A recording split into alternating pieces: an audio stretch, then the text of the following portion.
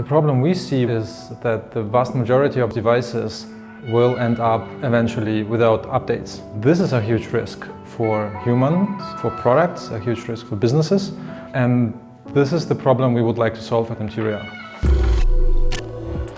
My name is Igor Kalkov-Streitz. I'm the founder and managing director of the company. My name is Ilya. I'm the managing director of Emteria, and I focus on our commercial topics. Our product is software as a service, and so what we offer is a platform where the customer can log in, monitor the devices and update both the operating system, provide security updates, as well as their software that they are running on those devices remotely. So it can be a vehicle infotainment system that is built into your cars.